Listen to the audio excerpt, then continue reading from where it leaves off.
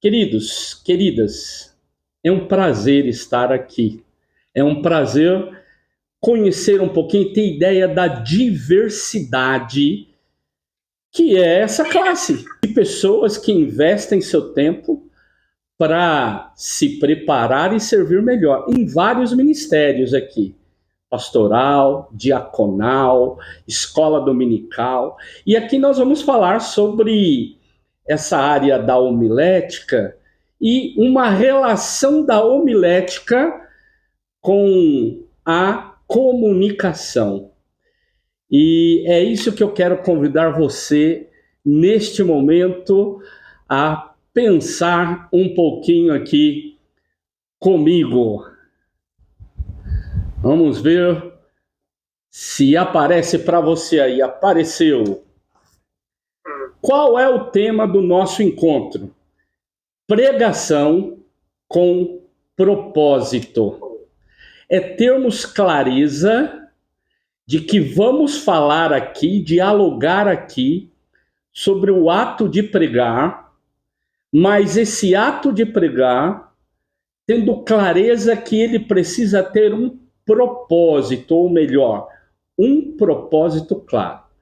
Para isso, eu estou chamando vocês para conhecerem um material que eu preparei chamado 4Cs da comunicação eficaz. Agora, estes 4Cs serão aplicados na forma da gente preparar, se preparar e apresentar o sermão, a aula, aquilo que vamos falar em público enquanto uma mensagem religiosa, com a finalidade de tocar a vida das pessoas. E mais que isso, não levar apenas informações, poder ajudá-las a se transformarem. Essa é a ideia. Agora, qual que é o objetivo geral desse encontro, dessa aula magna, né? Desse momento nosso aqui de interação e nessa diversidade toda? Eu vou apresentar os 4Cs da comunicação eficaz e quero demonstrar como que ele pode ser relevante quando nós colocamos para dialogar com a homilética. Ou seja, a homilética clássica, aquilo que já estamos acostumados, que vocês estudaram, ou seja, várias possibilidades homiléticas. Mas como que isso pode auxiliar, né? Pode ajudar nesse processo homilético? Então, eu escrevi esse livro aí, tá vendo? Esse livro, ele está fresquinho, ou seja, ele acabou de ser escrito. Pensei que eu ia receber hoje já os dados da catalogação e ISBN, né, para já oferecer para vocês, mas eu vou oferecer, né, quem quiser, eu vou apresentá-lo aqui. Eu vou oferecer para vocês e a gente por WhatsApp depois se acerta. Ele sairá como e-book e também depois um material impresso. Agora, esse texto, ele traz uma novidade. Que novidade que é? É a ligação com esse chamado método 4Cs. É uma forma da gente guardar, de facilitar processos. Entendam que a área da comunicação está muito ligada à habilidade. Sabe esse negócio? Ele tem o dom para falar. Eu sou professor de oratória. Eu quero dizer para você, não tem dom de falar. Existem pessoas que têm uma facilidade maior e vai desenvolvendo cada vez mais a possibilidade, porque ela na sua infância teve oportunidade, ou porque algumas questões na família. Isso é uma coisa que você vai conseguindo treinar. Então, a arte de pregar, a arte de se comunicar, ela é habilidade. E o que é que acontece? um método que ajude a gente a desenvolver melhor essa fala, esse jeito de se comunicar. Aqui nós estamos trabalhando o aspecto do ambiente da fé. Como que nós comunicamos a fé dentro e fora da igreja? Porque o processo homilético é isso. É como que nós elaboramos essa peça oratória, essa mensagem, essa comunicação da nossa fé para alcançar outras pessoas. Então, como que nasce esse método? É fruto de um ministério pastoral mais longo. Eu tenho 34 anos como pastor e destes 34, 25 como professor na área de teologia prática, que é ou pastoral, depende da abordagem que a gente queira dar, que eu me dediquei bastante, e também nessa área da oratória, da fala, da comunicação, da expressão verbal e não verbal em público. Eu costumo dizer, uma frase que muitas pessoas acabam repetindo: nós não temos medo de falar, nós temos medo de falhar. A gente fala muito bem no cotidiano, em casa, mas às vezes se trava na hora de falar em público, na hora que você tem uma responsabilidade a mais. Então, imagine que isso é a habilidade que você vai desenvolvendo. Agora, quando esse material 4Cs da comunicação eficaz nasceu, eu estava ministrando algumas aulas de oratória através de um trabalho que eu realizo num centro de desenvolvimento pessoal. E esses cursos de fala era para ajudar as pessoas a lidarem com essas dificuldades de expressão, seja no ambiente de trabalho, ou seja no ambiente da família, da igreja. E lá foram desenvolvidos, e eu realizei vários e vários cursos ou jornadas para ajudar essas pessoas que precisavam, de vencer a timidez, de melhorar essa sua expressão publicamente. Então aqui tem um pouquinho do livro, só para vocês terem ideia de como ele foi construído enquanto material de jornadas, de oratória, de mentoria. E lá eu apresento, então, estes 4Cs da comunicação, que serve para tudo, para vender de agulha a avião, que serve para falar do relacionamento interpessoal com uma pessoa bem chegada, que serve para a pessoa ir buscar lá uma oportunidade de trabalho, ela vai fazer lá aquela entrevista para emprego. Então, essa ideia dos 4Cs, essa metodologia, se a gente consegue compreender ela nos ajuda em várias áreas de comunicação.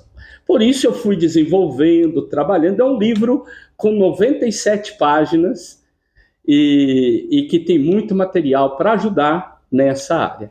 E foi pegando esse material lá da área da oratória que eu então preparei um material específico para pregadores e pregadoras, pessoas que querem se desenvolver, pessoas que querem melhorar, às vezes já pregam e gostariam de melhorar um pouco, ou mesmo ainda desejam pregar, mas têm medo, por onde eu começo? Então, assim como na homilética clássica a gente aprende vários passos, aqui eu quero trazer essa metodologia para que você compreenda passos para melhor preparar o seu material, se preparar e apresentar, pregar a sua mensagem. Então esse livro, novinho em folha, que eu até imprimi ele aqui, para poder tentar mostrar fisicamente para você, ele, se Deus quiser, se não sair amanhã, na próxima semana, ele vem trabalhar estes aspectos que eu apresento nesse sumário, que é o quê? Compreender primeiro o que é 4Cs, Se a gente compreende o que é isso, 4Cs, e como que essa dinâmica se dá, isso te ajuda a vir aprimorando o seu jeito de se comunicar em várias áreas da vida, mas aqui tratando da área da comunicação do Evangelho. Então eu falo dos 4Cs, falo da relação da homilética clássica, disso que você estudou durante este período, né, está encerrando, e como que essa metodologia, esse método pode te ajudar nesse preparo da mensagem e apresentação dessa mensagem. Então fica aí o livro com sua capa para que você tenha ideia. Deu para compreender qual que é então o nosso objetivo, o que nós vamos conversar neste momento?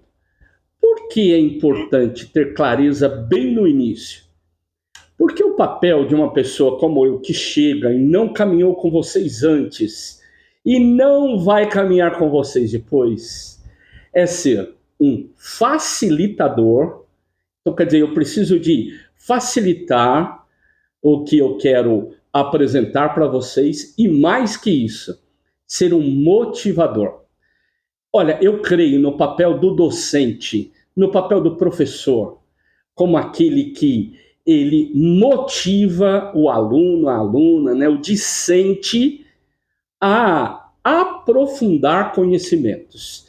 Então, se estivermos pensando em grandes conceitos, em aprofundar conceitos num momento como esse, não é bom. Por quê? Porque isso exige tempo, exige mais encontros, exige muito mais coisa. Agora, quando a gente pega coisas mais simples e de forma motivadora, a gente desperta no outro paixão, desejo, vontade de se aprofundar, pode crer, a pessoa ela vai atrás. Meu papel é esse, né? Então vamos brincar, sou um encantador, né? Eu quero deixar para você aqui uma mensagem motivadora de continuar estudando essa área maravilhosa, que é a área da comunicação do Evangelho. Como muitos colocaram aqui, eu quero aprimorar, eu quero melhorar, eu quero aprofundar para servir o meu Senhor. Dentro dessa perspectiva, eu quero então começar pelo começo. Sabe o que eu quero dizer para você? Eu quero dizer o seguinte, olha bem nesse slide. Preste bem atenção no slide. Eu vou explicá-lo, mas dê uma olhada. Quiser fazer um print, pode fazer. Vamos pensar o seguinte, na natureza existem seres vivos e seres não vivos, ok? Seres vivos, animais, vegetais, têm uma forma de se comportar. Seres não vivos, minerais, têm outra forma. Então, uma diferença básica, que aí a área da biologia, a área vamos dizer assim, da antropologia e de áreas de estudo vão dizer, é que o ser vivo, e aí segundo um dos autores, ele é um ser que vai se atualizando física e quimicamente. Por exemplo, se você pegar um gatinho no colo e você, brincando assim, soltar ele no chão, mesmo que ele esteja com as 4 patinhas para cima, ele rapidinho vira, corrige e cai em pé. Agora, entenda que todas as ações do nosso corpo, elas vão se atualizando. Isso daí chama-se autopoiese, ou seja, o corpo do animal ou o próprio vegetal vai se ajustando para sobreviver. Autopoiese. Então, se o gatinho ele para sobreviver faz isso, e aí nós podemos pensar em várias ações, né, dos animais e vegetais. Já o ser não vivo é diferente, ele não consegue realizar nada, ele não tem resposta, ok? Então, se você pegar uma pedra e jogar uma pedra, ela não decide parar e nem decide continuar. Ela não tem força por si. A pedra vai depender de ações externas, ou seja, é o atrito que vai fazer com que ela pare ou que ela deslize mais tempo. Essa é uma diferença entre seres vivos e não vivos. Agora, entre os seres vivos, vegetais, animais, nós temos os animais onde é complexa essa autopoiese, essa atualização que o próprio corpo faz, as próprias respostas. Mas os animais, de forma geral, menos o homem, respondem a essa autopoiese a partir do instinto. É instintivo, faz parte do instinto. Agora, eu e você, como ser humano, não. Nós somos o único ser na natureza que pensa, que reflete, que para e não se contenta com essa autopoiese. Somos diferentes. Quer ver? Eu vou apresentar aqui uma ilustração. Eu gosto muito de ilustração. Eu sou um contador de história. Eu amo contar histórias. Você pega um livro complexo como esse aqui, do Rousseau, de filosofia, ele faz uma ilustração para tentar ajudar os seus leitores. Ele diz assim: olha, eu quero falar para vocês aqui sobre a relação do pombo e do gato e depois o ser humano. Cada um reage de um jeito diferente. O pombo e o gato, eles vão ter algumas coisas mais parecidas, mas o ser humano é diferente. Por exemplo, pense comigo. Isso vai dizer o Rousseau. Se você pegar um gato e oferecer alpiste para o gato não come. Não adianta você querer conversar com ele, falar, olha, come que isso daí é uma semente, vai fazer bem para o seu intestino, você vai melhor. A natureza dele não é uma natureza que faz com que ele coma sementes. Se você pegar um pombo e oferecer para o pombo carne, olha, aqui eu coloquei um filé mignon. O pombo não come carne porque não é da natureza do pombo comer carne. Não adianta você falar, menina, a carne tá cara, eu comprei, vou te dar carne. Nem eu tô conseguindo comer carne, você não quer? Não adianta, pombo não come carne. Então, gato não come semente e pombo não come carne. Mas olha que interessante. Eu e você, como seres humanos, nós comemos alpiste, não comemos? São os outros tipos de alpiste aí. Quem pode me ajudar aí com alguns alpistes que a gente costuma comer? Hã? Quem se lembra aí de alguns alpistes? Chia, linhaça. Linhaça, chia, que mais? Quais são? Semente de abóbora, que mais? Até o girassol mesmo. Girassol, semente de girassol. Quantas sementes? A gente come semente. E olha, eu não sei se dá para ver aí, mas eu sou meio gordinho. Gordinho sempre quer dar um jeitinho de emagrecer. E as pessoas sempre têm uma dica, e muitas vezes a dica é: coloca um pouco disso na salada, aqui, e lá vem semente. Gente, eu escolho, posso comer ou não. A mesma coisa está ligada ao quê? A carne. Nós comemos a carne crua, assada, ao molho, com batata, frita, o que vier 3 palitos, não é mais ou menos assim?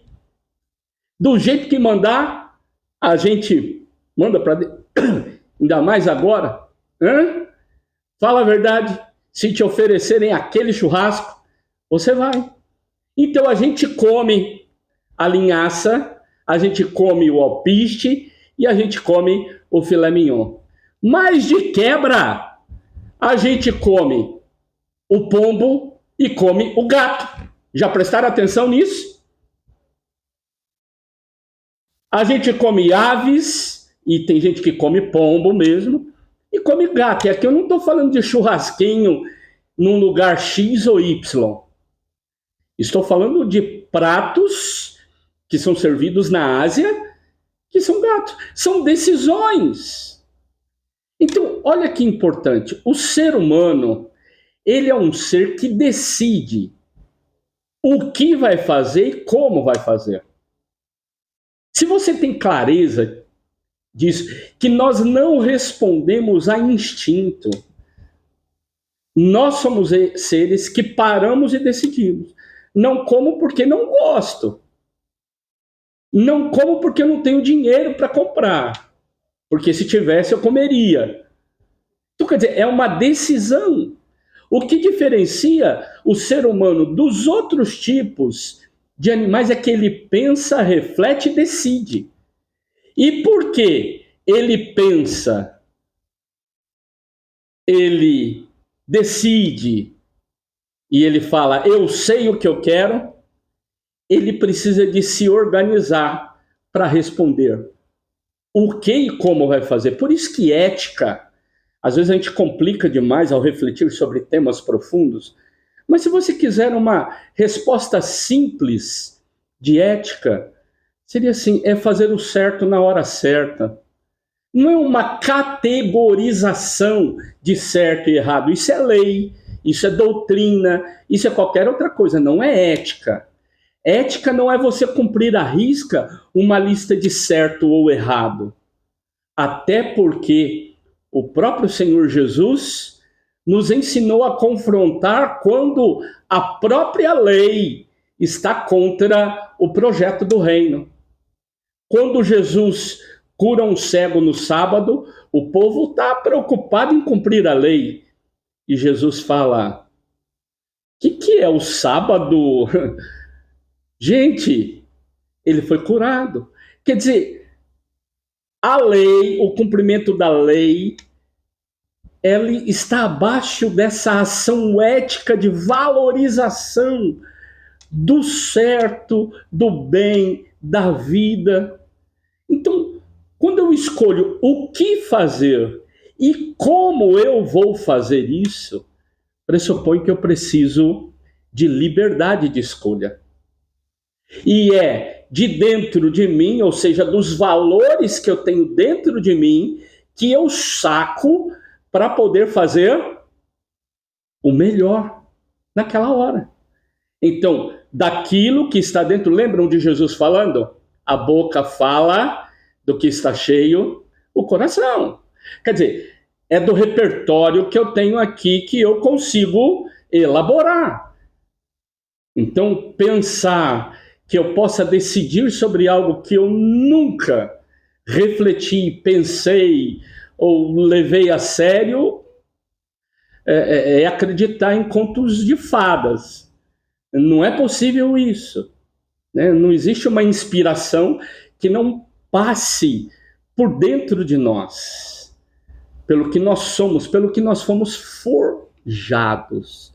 Nesse sentido, eu quero trazer uma palavra, quem sabe, nova para você. Não sei se você já escutou sobre essa palavra,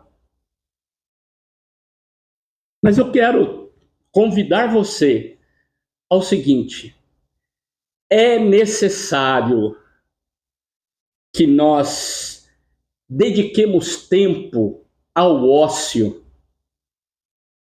muito mais tempo a isso do que ao negócio. Mas espera aí, professor, não estou entendendo nada. Então vamos entender a palavra primeiro? Porque nós pegamos palavras que nasceram num contexto e nós trazemos ela para outros contextos e achamos que elas só significam aquilo para o qual nós utilizamos de forma cotidiana.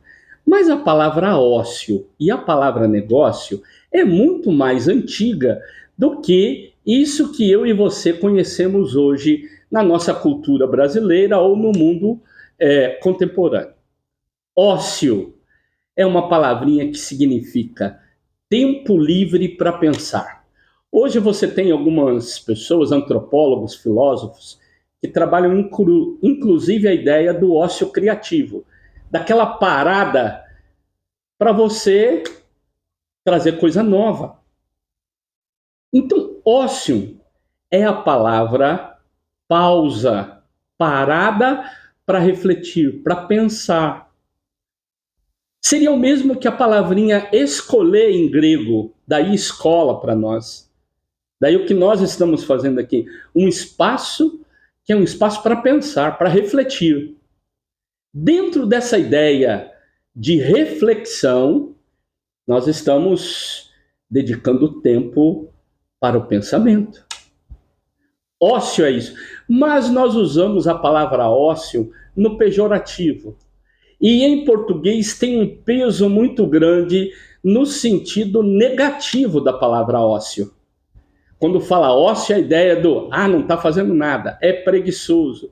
Ou o prédio da igreja fica ocioso a semana inteira, usa só no domingo.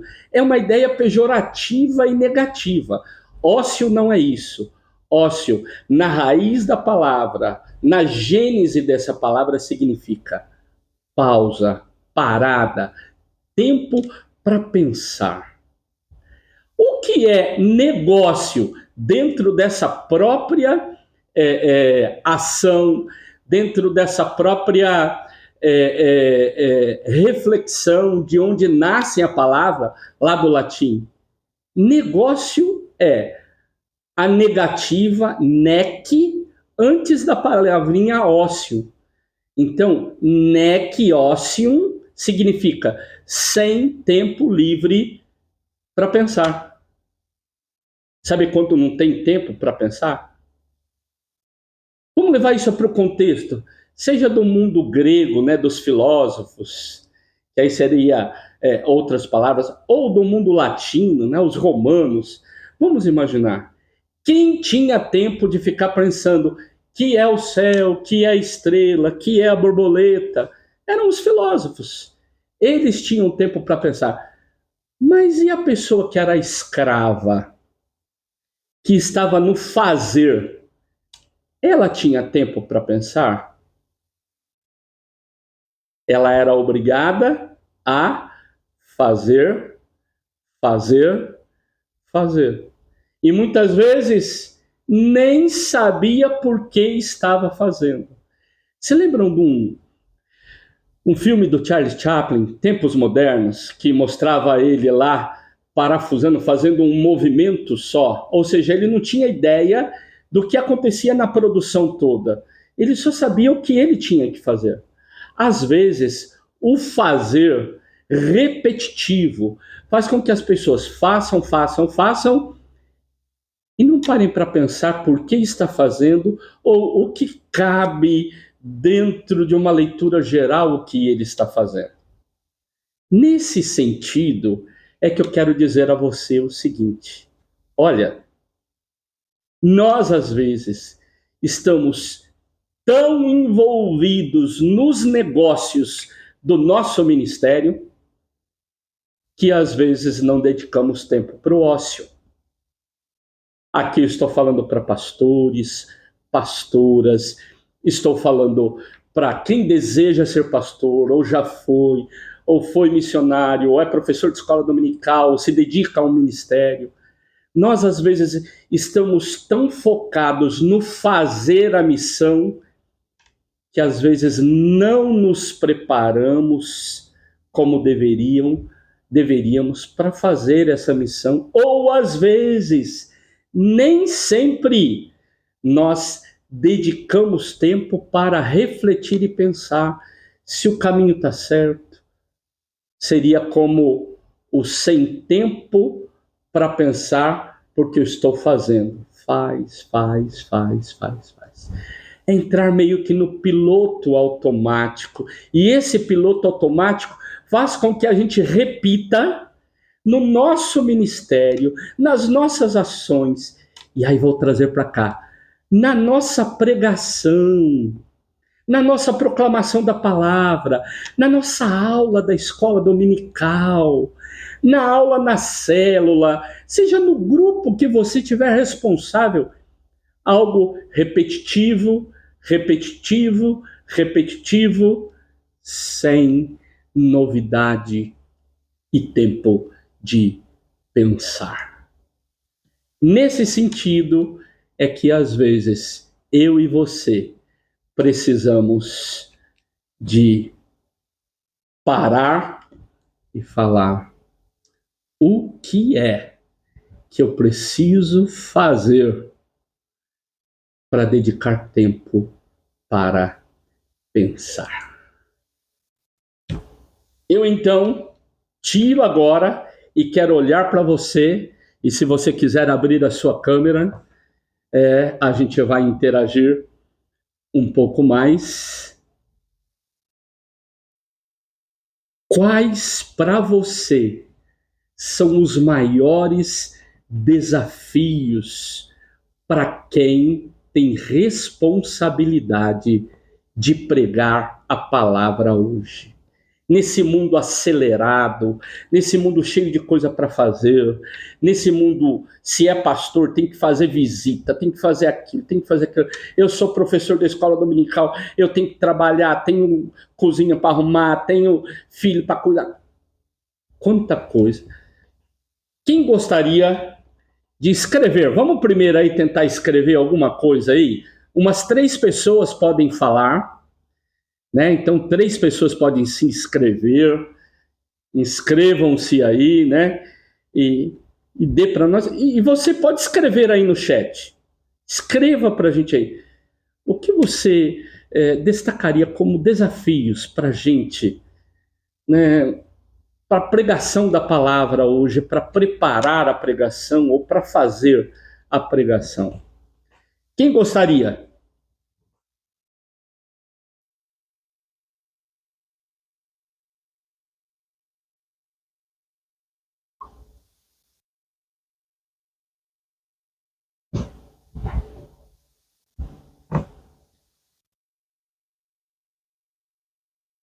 Eu vou sortear, hein?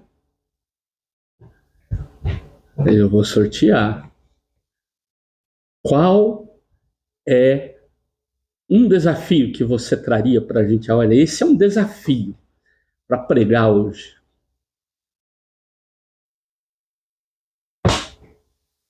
Professor, Pois não. Conhecimento da palavra.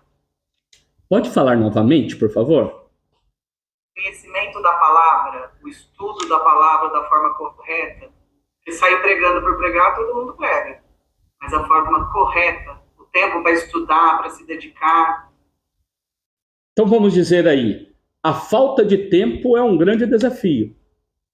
Agora, às vezes a falta de tempo e também a falta de vontade, o que você acha, Regiane? Pode ser também? Também. Que mais? O que você acha que é desafio? Tiago! Professor, eu acho que é a prioridade, né? Colocar como prioridade. Então, um grande desafio é não colocar esse tempo de preparo como uma prioridade. Então, aqui, ó, algumas pessoas dizendo aqui, ó, desafios realmente é usar o ócio no sentido de refletir, né, para entregar a real palavra. Falta de priorizar o estudo, ter um tempo de qualidade para o preparo. Gente, como a gente... Não dá tempo da gente tocar aqui, né? Nesse tema.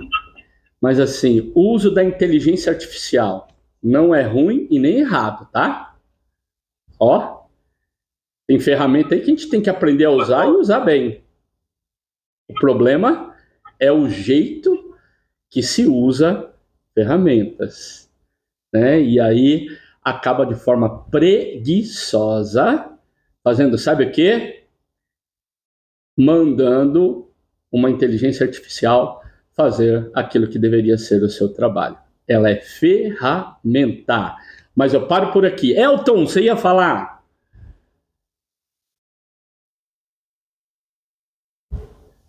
O senhor falou aí uma coisa que eu ia tocar no assunto. A ferramenta adequada para você extrair a verdade bíblica para você transmitir. Porque vertente teológica tem milhares. Mas você extrair o texto correto, o verdadeiro contexto, aquilo que está dentro do texto e às vezes você deixa passar. Eu acho que falta a ferramenta adequada para a gente saber isso. Isso, muito obrigado, Elton. Vamos imaginar, eu sou de uma geração de utilizar muito o livro físico. Eu comecei a construir minha biblioteca, eu tinha 17 anos, né? Então minha biblioteca uma biblioteca razoável, né? Eu sei de muitos livros que eu li aqui, que na hora que eu tenho uma pergunta eu posso ir lá. Mas hoje você tem muito material à disposição, materiais digitais. Agora, qual que é o grande problema? Não é só diversidade teológica. Porque se eu tenho clareza da diversidade teológica, eu posso optar, ok? Eu quero um texto bíblico interpretado numa vertente mais YXZ. Certo? Eu vou. E aí, pode ser no livro físico, eu tenho um livro um pouco mais conservador, ou num livro mais liberal, um livro mais pentecostal. Se eu tenho clareza de que eu quero apresentar a partir de uma linha teológica, beleza. O problema é que por não conhecer, ou seja, por falta de ócio, e não saber que existem tudo isso, você simplesmente pega uma ferramenta de inteligência artificial e faz uma pergunta para ela. E quer que eu diga para você, ela responde da forma mais genérica. Quem gosta de inteligência artificial sabe disso. Quanto melhor é o seu prompt, melhor você obtém resposta. Você pode, inclusive, pegar um comentário bíblico, pegar um livro que você leu. Se tem tudo isso em PDF, você pode pegar tudo isso e falar para a inteligência artificial ler, porque você já leu, e pedir para ela, a partir daquilo lá, elaborar uma coisinha assim, mas você está tendo clareza. O problema é que, não tendo tempo de ócio, a gente pega qualquer coisa. E aí a gente defende como a verdade. Aqui nós não vamos ter tempo de trabalhar essas outras perspectivas, mas aí eu diria, a gente precisa de tempo de preparação, de maturação. Agora, eu não tenho condições aqui de partilhar com vocês essas ferramentas de preparo. Isso faz parte de outros momentos que foi o que vocês fizeram.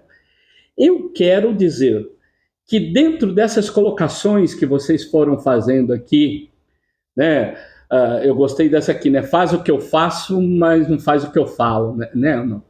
Faz o que eu falo e não faça o que eu faço, né? Então, sabe esse negócio assim, eu sou dono da verdade, eu acabo transformando minhas ideias, minhas interpretações em sermões. Espera aí, de onde eu estou tirando, qual que é meu referencial bíblico, teológico, pastoral, daquilo que eu estou pregando, ok? Agora, nesse sentido aí, a gente precisa de pensar como a gente concilia o nosso cotidiano, que tem várias demandas. No caso do pastor, da pastora, as demandas que a igreja acaba impondo. No caso da pessoa que é de tempo parcial no ministério pastoral, o trabalho que ele realiza. A pessoa que é um professor de escola dominical, como que faz a fala aqui, né? Como conciliar o dia a dia, né? O trabalho com esse tempo de ócio, né? De meditação, de estudo. Isso é um grande desafio. Porque eu volto numa palavra que foi a prioridade, né? Não é falta de tempo, é falta de priorizarmos. E aí a pergunta é: o que eu coloco primeiro? Então, quem confunde inspiração com improvisação, sabe? Pega e fala de qualquer jeito. Pega um texto bíblico que está na cabeça dele, improvisa. E, gente, cabe espaço de improvisação num sermão? Claro que cabe. Quantas vezes você tem que dar uma palavra, mas você não teve tempo hábil? Mas você improvisa sempre a partir do seu repertório. Se você tem um bom repertório, você tem mais dados para improvisar na sua fala. Se você é uma pessoa estudiosa da Bíblia, se você é uma pessoa que lê bastante, se você é uma pessoa que está assim, convivendo nesse ambiente da fé, você tem dados para improvisar. Agora, querer tirar do nada é impossível. A gente precisa desses tempos de ócio. Então, às vezes eu tenho que improvisar. Aí eu improviso a partir daquilo que eu já sei. Agora, se eu tenho desafios, vamos imaginar um pastor, uma pastora, um pregador, uma pregadora que prega todo domingo, não dá para ficar improvisando, porque fica repetitivo. Você já conheceu pessoas que fazem o mesmo sermão e só mudam de texto bíblico? Prega a mesma coisa. Você já sabe qual que vai ser o apelo final. Você já sabe até os exemplos que vai dar. Ele só muda o texto porque ele já tem ele já tem o sermão pronto na cabeça, ele vai improvisando algumas coisinhas, porque não houve esse tempo de dedicação, de preparo. Então, eu quero vir fechando por aqui dizendo assim: nós podemos facilitar nosso tempo de pesquisa, otimizar através de leituras. Hoje nós temos ferramentas que nós não tínhamos antes. Hoje nós temos ferramentas que fazem um resumo de um texto maior para a gente aqui, para você ter ideia dos pensamentos principais de um livro. Sabe, você tem pesquisas na internet que te ajudam a encontrar uma ilustração, coisas que antigamente... Eu tenho uma seção de livros da área de homilética aqui, que é uma seção de livros de ilustrações. Antigamente a gente comprava livro para aprender algumas histórias, ilustrações. Hoje você pesquisa e descobre ilustrações que te ajudam, né, na partilha da palavra. Então pense que há possibilidades de utilizar. Agora, como que eu vou dedicar este tempo? Pode ser que eu não tenha tempo de preparar todos os sermões que eu tenho que pregar, mas eu preciso de dedicar tempo para aumentar meu repertório. Pelo menos um sermão na semana, um sermão de tempo em tempo. Eu preciso de vir preparando bem, aprofundando, tendo novos conhecimentos. Isso é muito importante. Agora, o que é que eu quero trazer depois dessa motivação de dizer, olha, gente, a gente precisa dedicar tempo, a gente precisa de pensar. eu quero te ajudar aqui agora apresentando uma ideia para você guardar na mente de como que eu estou desafiado, eu tenho que pregar domingo. Meu Deus, ai, o pastor me chamou para pregar domingo. Ou o pastor fala, nossa, já está terminando a semana, eu não preparei meu sermão. Meu Deus. Sabe os desafios? E agora? Eu quero apresentar essa metodologia para ajudar um pouquinho vocês a compreenderem. Numa dinâmica, o livro, se você quiser, você pega depois, ele vai dando passo a passo. Eu quero aqui para você dizer o seguinte: há uma possibilidade da gente guardar na memória da gente um jeito de definir o como a gente prepara aquilo que é nossa responsabilidade. O que seriam então esses 4 Cs da comunicação? Então lá vamos nós, eu apresento para vocês aqui 4 Cs da comunicação eficaz. Eu quero trazer essa teoria de lá para o ambiente da pregação. Primeira coisa, entender o que é cada um destes Cs. O primeiro C é o C de causa. O segundo C é C de conteúdo. Terceiro C, comunicação. Quarto C, compromisso. Causa, conteúdo, comunicação, compromisso.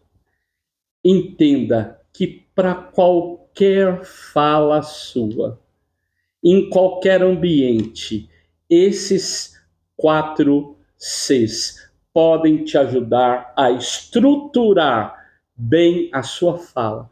Porque o que nós falamos, o nosso desejo é alcançar as pessoas. Uma mensagem que alcance as pessoas, que levem pessoas a experimentar essa graça que nós estamos pregando, essa mensagem, esse ensino que nós estamos trazendo.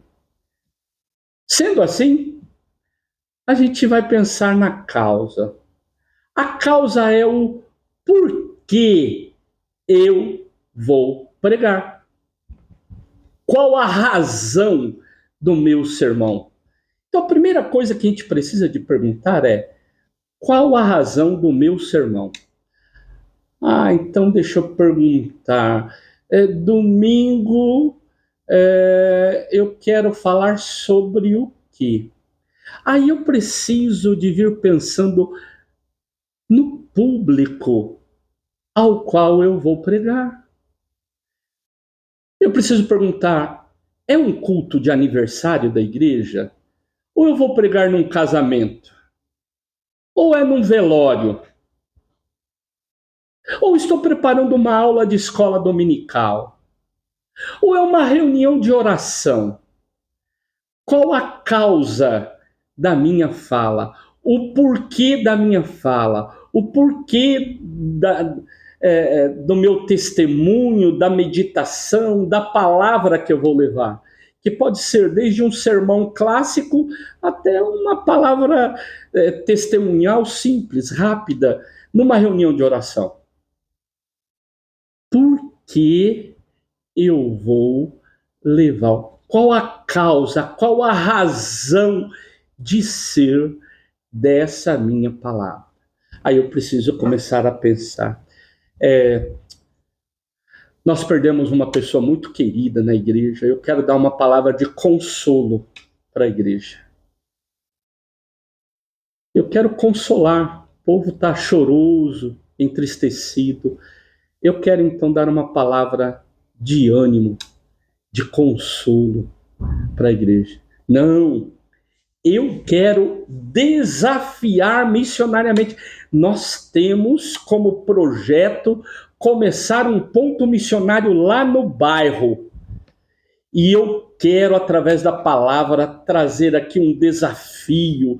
Eu quero levar as pessoas a assumirem um compromisso de se colocarem à disposição para o evangelismo, para o nascimento daquele ponto missionário, ou queira ir lá no sábado. Eu preciso de perguntar qual a razão de ser da minha fala. Onde que eu quero chegar com a minha fala?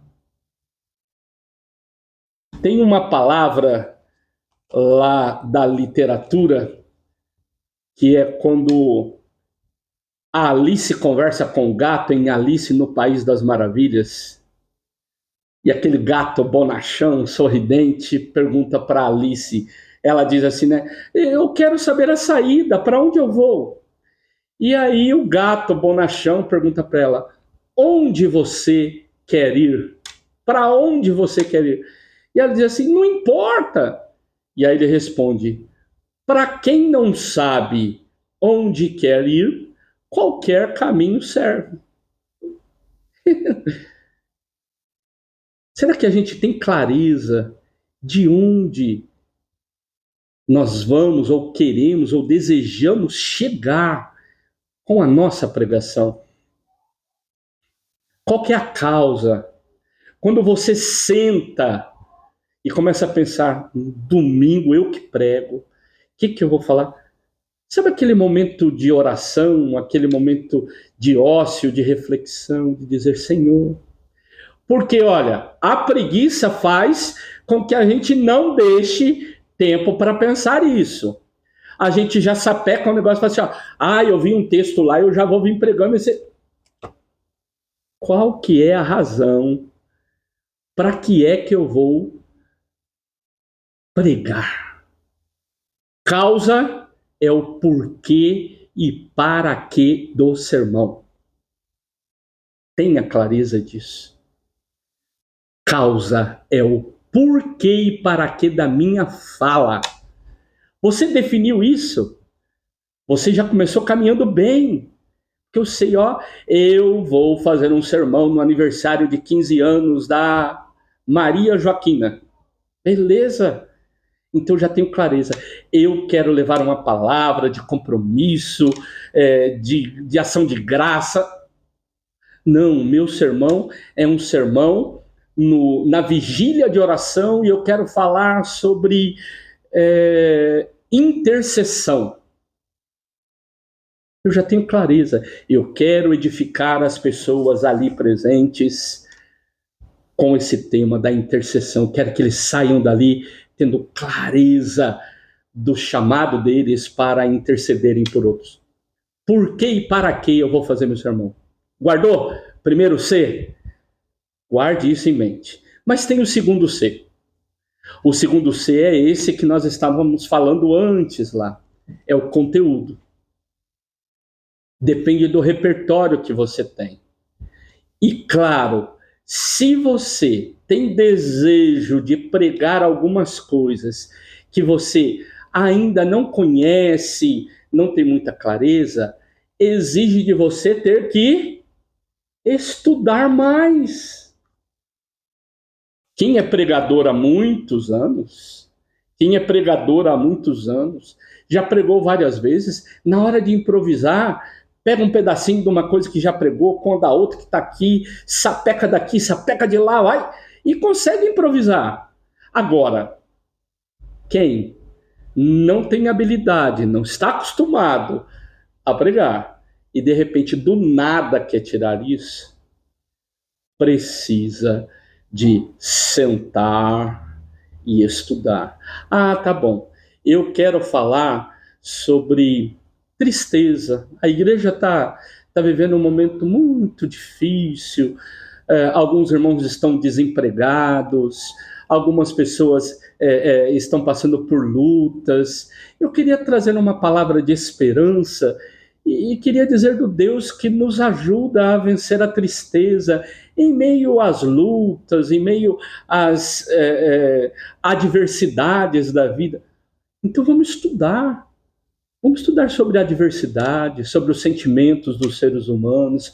Vamos estudar texto bíblico que estudar de forma profunda, como disse um dos nossos irmãos aqui, falou assim, ó, precisa de saber qual linha, ou seja, saber qual texto. Esse livro que eu tenho é um bom livro para responder a isso? Esse conhecimento que eu tenho não, então eu vou pegar outra, eu vou pesquisar aqui. Eu preciso então de vir me aprofundando, construir o conteúdo da minha fala. Eu já tenho clareza da causa. Eu vou pregar para isso. Então, o porquê e o para quê. Agora eu tenho que construir o conteúdo para responder aquilo que eu desejo alcançar. Então eu vou estudar, vou ler, vou ouvir. Hoje a gente tem podcast, hoje a gente tem audiobook. Hoje dá para a gente ouvir conteúdos enquanto a gente está fazendo outra coisa. Você pode otimizar esse tempo. Quem gosta de fazer sua caminhada com o fone, quem está trabalhando, fazendo alguma coisa, usando o fone, quem está dirigindo o carro e quer colocar lá no som do carro para vir ouvindo, né? Seja uma leitura, seja um sermão, seja... Pode se aprofundar, pode construir conteúdo.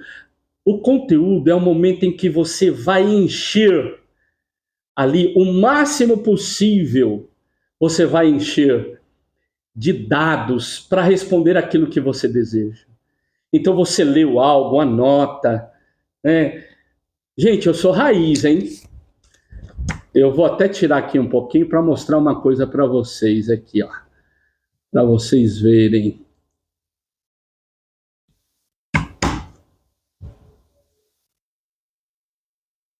Esse aqui é meu sermão de domingo.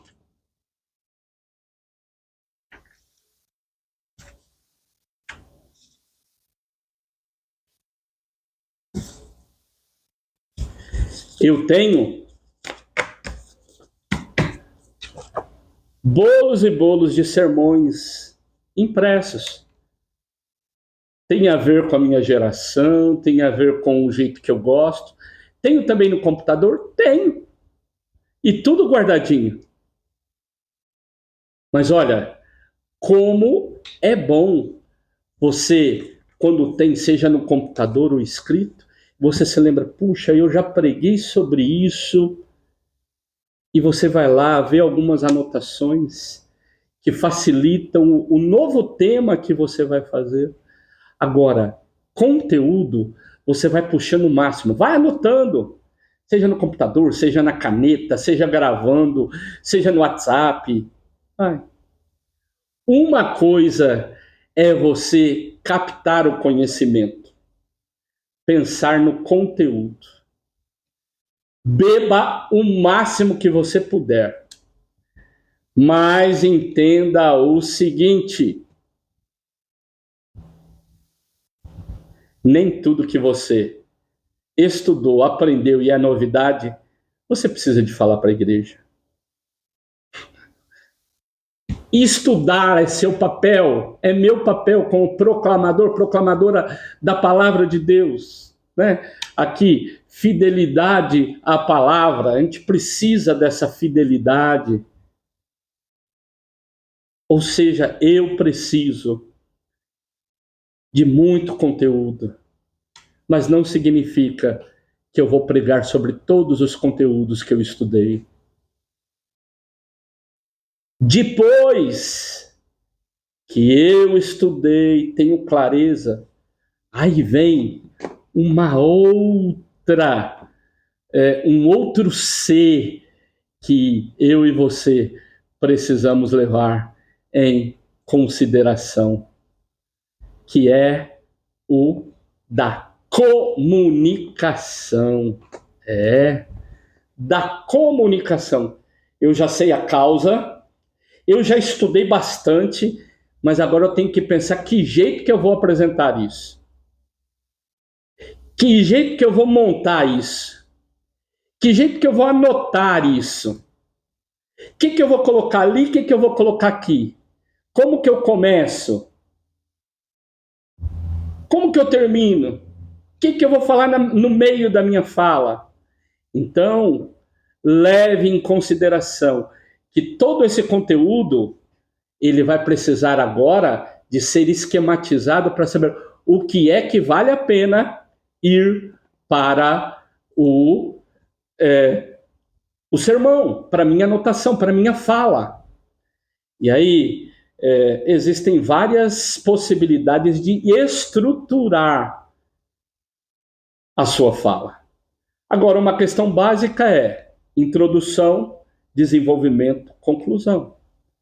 Uma possibilidade de estrutura de sermão clássico, na introdução você começa sempre com um tema que chame a atenção, que prenda a atenção das pessoas e depois você contextualiza aquilo que você vai pregar.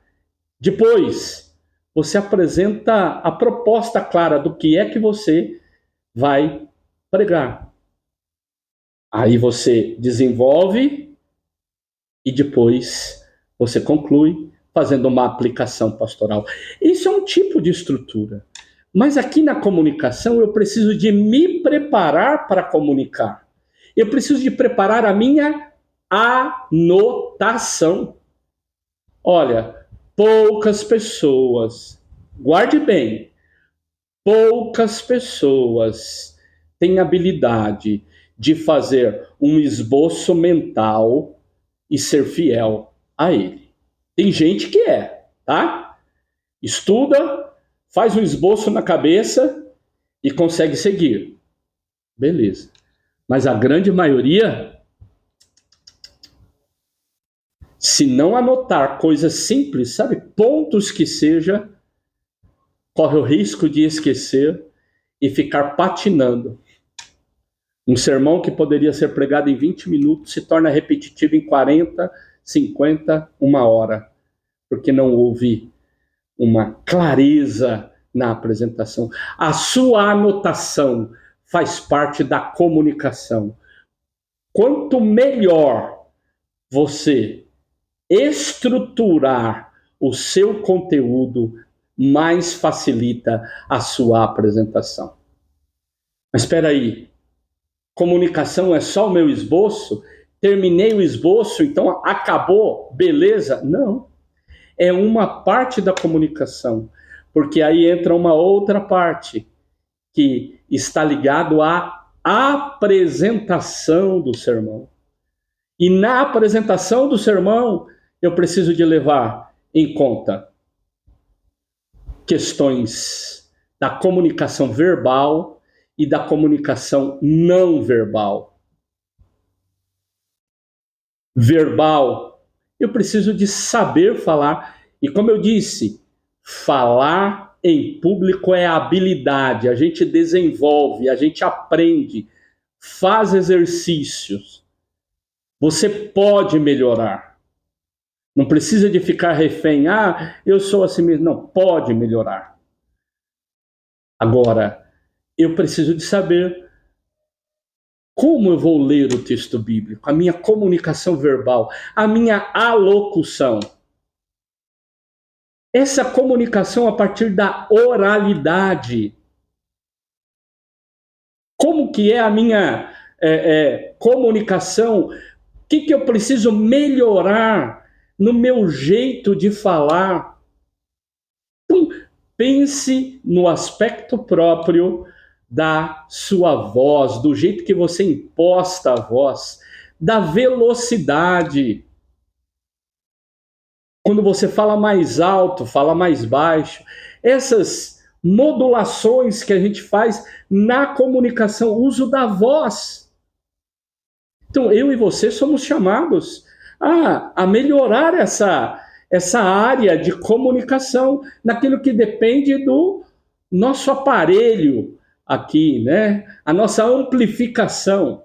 Outras coisas o microfone faz, o som da igreja faz, mas tem coisa que depende de mim.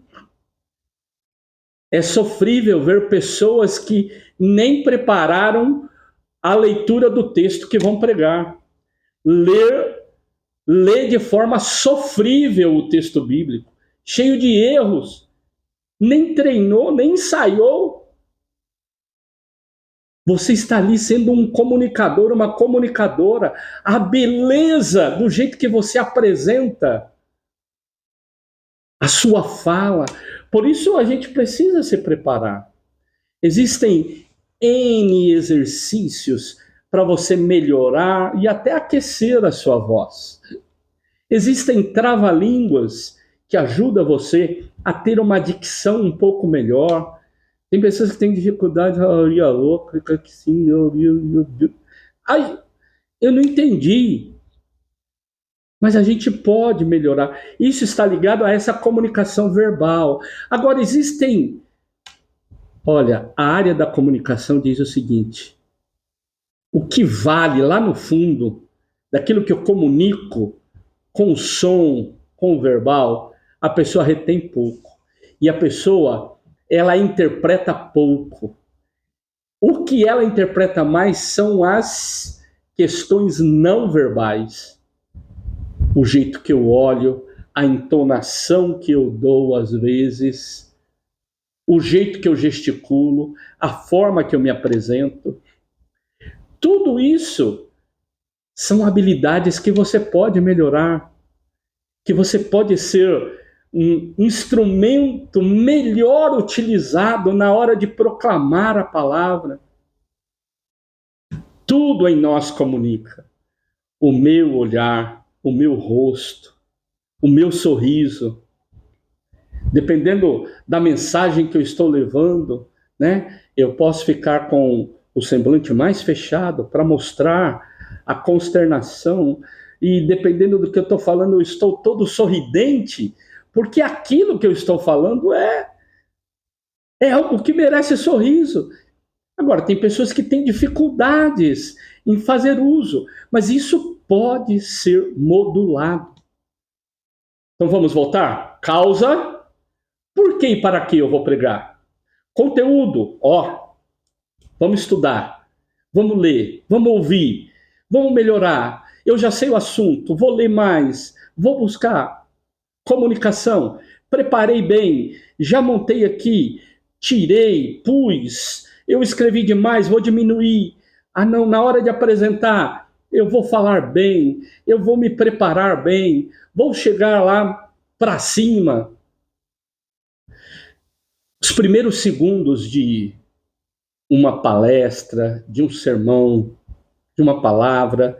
Eu tenho muitos sermões no meu canal do YouTube, tá? Meu canal do YouTube é @revpdn. Depois, no final aqui, eu vou apresentar. Lá eu tenho muitos sermões. Inclusive, eu montei um clube da homilética, onde eu coloco um monte de sermão lá para as pessoas assistirem. Quando você vai começar um sermão, você precisa de prender a atenção das pessoas. É igual, sabe, na rede social, quando o pessoal fala assim, você vai fazer uma postagem, você precisa de um gancho. Isso não é novidade, gente. Isso daí, o Aristóteles já falava disso daí lá atrás. No sermão nós chamamos de exórdio. Exórdio é aquilo que você faz para dar um tchan, segurar a pessoa, falar, vale a pena ouvir o que ele vai falar hoje. Eu fiz um sermão apresentando um outro livro aqui, que eu vou também depois falar para vocês, onde eu falo sobre escuta. Aí eu chego, faço a leitura de Tiago 1,19, né? Então imagine, o pastor me apresentou, quem me convidou me apresentou. Aí eu vou lá, pastor, estamos aqui com Paulo. Eu não fico com firula quando eu vou pregar a palavra. Agora eu quero agradecer, meu amigo, que templo bonito. Isso daí eu deixo para outra hora. Passou a palavra, pense que os primeiros segundos, minutos, são cruciais para as pessoas decidirem se elas vão prestar atenção em você ou não. Se você tem moral para segurar a atenção dela ou não. Isso é questão psicológica. Então imagine, você assumiu. O que eu faço? Eu pego, já cumprimento, né? Graça e paz, queridos irmãos e irmãs. Abra a sua Bíblia em Tiago 1,19. E nem dou muito tempo do pessoal abrir a Bíblia. como é um versículo só, eu já falo, olha o que diz o texto bíblico.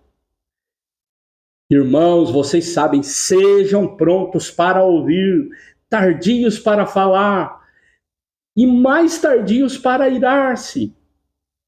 Termino de ler, eu coloco a Bíblia em cima do púlpito e eu deixei escondido debaixo do púlpito um avental. Sabe guarda-postes, avental branco de médico, tipo médico usa? E aí, fazendo uma pausa dramática, vamos dizer assim, em silêncio, eu coloco e vou abotoando. A igreja fica assim, ó.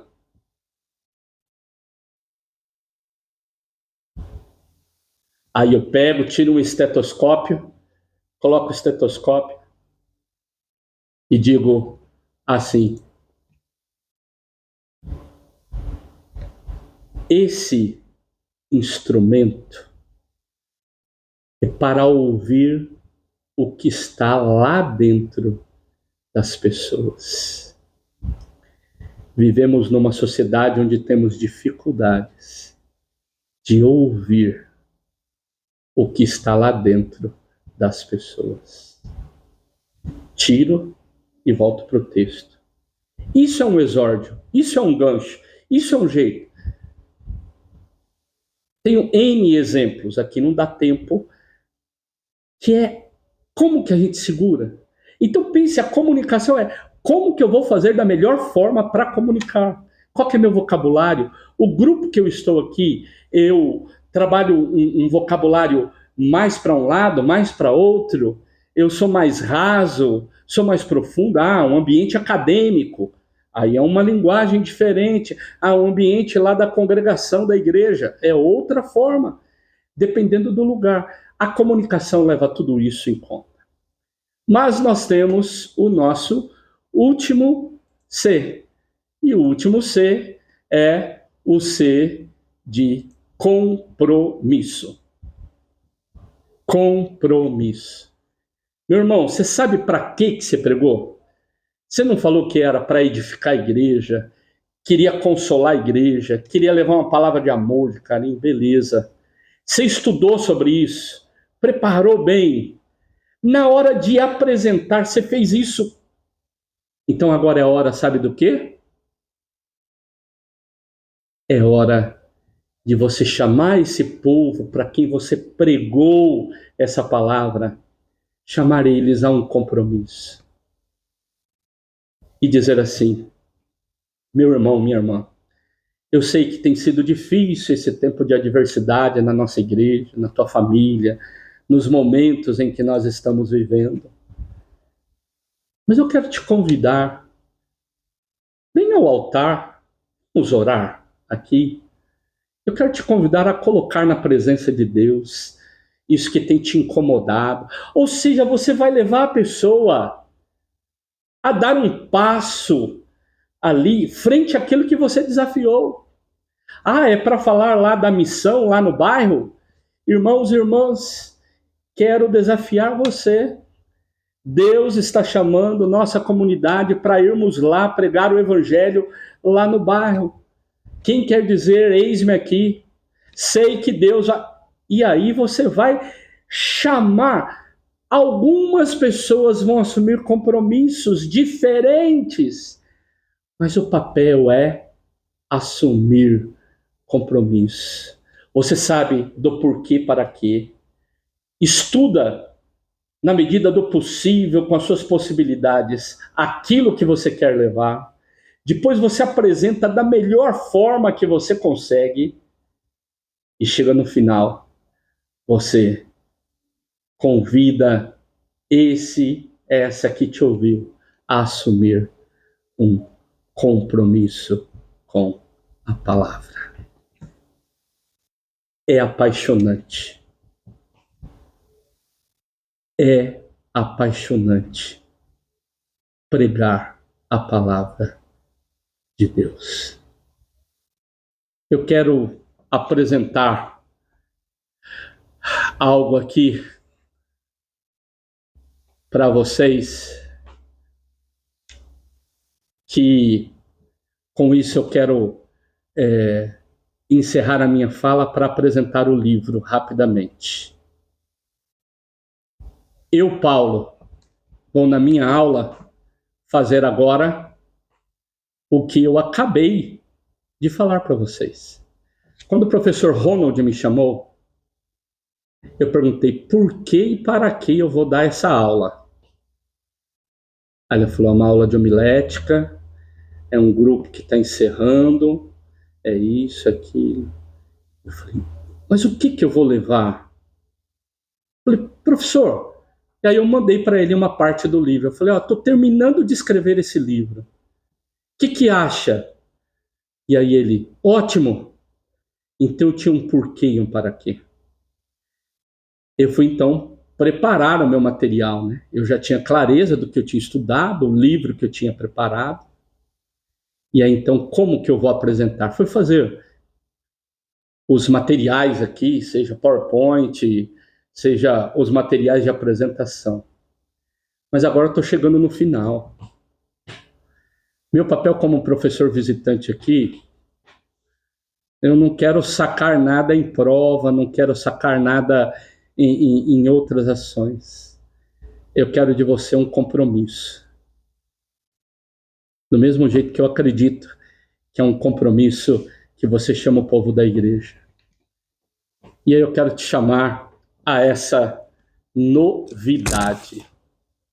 Vocês conseguem me enxergar bem aí? Você consegue me colocar num plano aí para você me ver maior? Não que eu seja bonito, mas o que eu quero comunicar para você aqui vai exigir você me olhar melhor. E eu quero então dizer para você que meu desejo como professor visitante, ajudando vocês a fecharem isso, eu quero que vocês sejam homens e mulheres que tenham sermões, pregações abençonhadas. Abençonhadas. Sonhar. Oh Deus, eu vou pregar domingo. Ah, Senhor, eu quero ser canal de bênção, eu quero levar uma palavra de consolo para minha comunidade, Senhor. Oh, me ajuda, Senhor. Senhor, eu quero desafiar a igreja para o trabalho missionário. Senhor, nós estamos precisando de gente para trabalhar com criança. Sonhe com aquilo que você vai pregar. Sonhe com isso. Mas também eu quero dizer que sua pregação precisa de ser abençoada. Abençoada. Suor, ó. Show preguiça. Tem hora que a gente... não vem falar que eu gosto de ficar lendo, né? A gente gosta de ler e ler até demais o que não precisa. Mas quando tem que ler uma coisa que seja interessante, importante, a gente fica meio preguiçoso.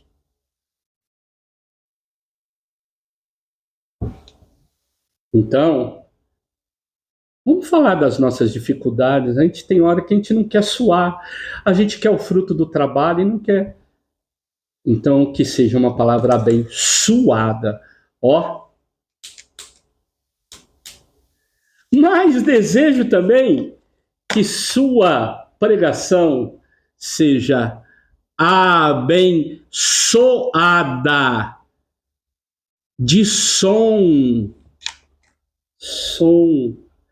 falar de forma que as pessoas ouçam, escutem, seja agradável ao ouvido, caprichar no seu jeito de apresentar, isso repercutir dentro, reverberar dentro das pessoas. E claro, meu irmão e minha irmã, faça tudo como se dependesse de você, mas lembre-se, a sua mensagem, nós precisamos de mensagens que sejam verdadeiramente abençoadas. Sem a bênção de Deus, você pode dar uma ótima palestra, mas não fazer aquilo para o qual Deus nos chamou como proclamadores e proclamadoras do Evangelho. Desejo que você seja ricamente abençoado nesse ministério maravilhoso, que é o ministério da pregação da palavra, com mensagens abençoadas, abençoadas e abençoada. Esse é meu desejo. E eu convido você ao compromisso. Quer mais uma novidade? Então lá vai. A palavrinha compromisso é a junção de 3 palavrinhas. Você sabia? A palavrinha com. Deixa eu desligar aqui. A palavrinha com, a palavrinha pró e a palavrinha misso. Com, estar juntos. Estar junto. Eu estou com ele. Eu vou com ele. É junto, estar juntos. Pró é em favor de. Bazar pró, não sei o que. Almoço pró é em favor de. Misso, missão. Com, pró, misso. Juntos em favor da missão. Te convido a esse compromisso. Vou terminar como eu terminaria um sermão. Amém? Esse é o nosso compromisso como alunos, alunas, e eu, então, quero agora projetar essa última página aqui.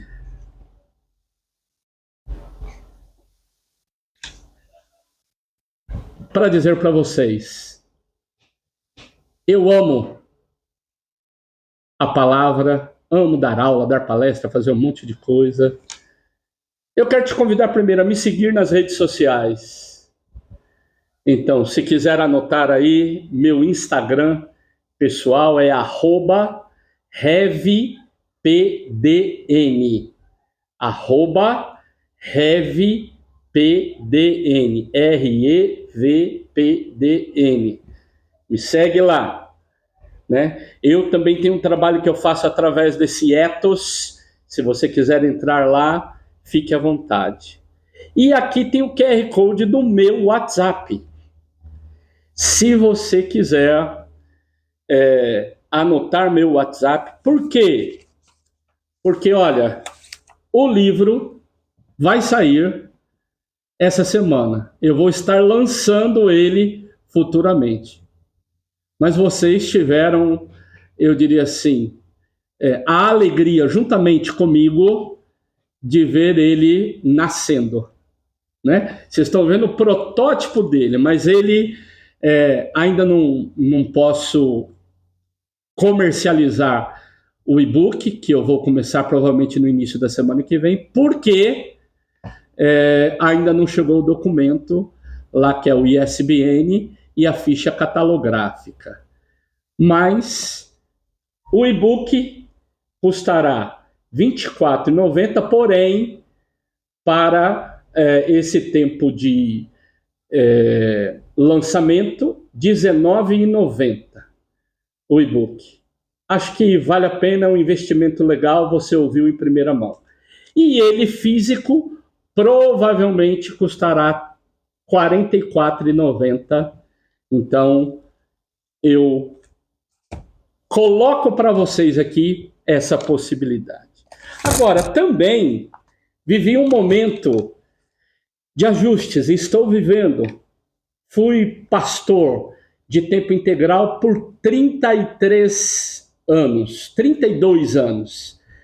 Depois, por uma questão pessoal, eu assumi o ministério pastoral de tempo parcial e fui ganhar meu pão de cada dia. Porém, tive algumas dificuldades e acabei precisando, para meu sustento, trabalhar como motorista por aplicativo.